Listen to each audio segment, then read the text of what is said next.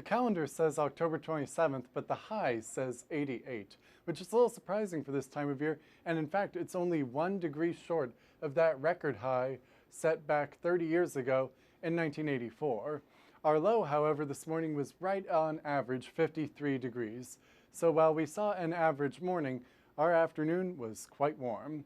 So now we're at 83 degrees as things are cooling off here in the capital city with humidity of only 40%, but it's climbing back up there. It's not quite so dry as we saw over this past week. And we'll get to exactly why in just a minute. Here on the water vapor map, we get a bit of a hint as to why. See these orange shades over the most of the Sunshine State? That's just dry conditions, which we could call chapstick weather, just where the humidity is so low out there that it's really dry and your lips getting chapped.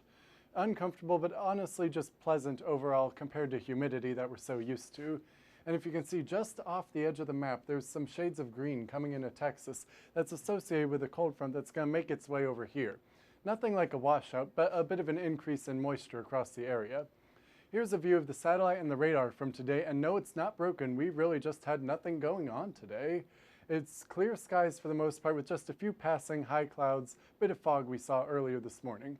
So now enough of what's already happened. Here's what's going to happen. That cold front I showed you on the water vapor map, here it is. It's going to slowly make its way into our area. But until it gets here, we're going to have sunny skies throughout most of tomorrow. Looking into tomorrow afternoon and evening, that front begins to knock on our doorstep as it gets across South Alabama into the northern Panhandle region. And where it's going to remain is that low pressure scoots on off the shore, and the cold front gets ever closer to our region, which will be increasing the rain chances we'll see in the 7-day in just a minute.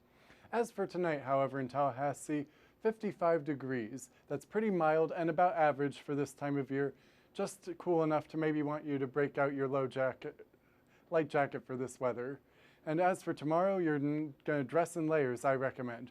Fog in the morning after that 53 degree start, getting up to 86 degrees with only a 10% chance of rain. But remember to turn on your low beams when you're driving in the fog, can be very dangerous. And here's the 7 days we've got yet to come. Almost a carbon copy of Tuesday on Wednesday with a high of 84 degrees and a low of 58 degrees in the morning. And then that rainfall creeps in late Wednesday into Thursday, 10% we're calling on Thursday, with a high of 79 degrees, another low of 53. And then that trend continues. Halloween's looking awesome with a high of only 77 degrees, a chillier low though of 48 degrees, so make sure to dress appropriately if you're getting a lightweight costume for this Halloween. And temperatures will continue to remain gorgeous into early next week, so have a great week, Seminoles.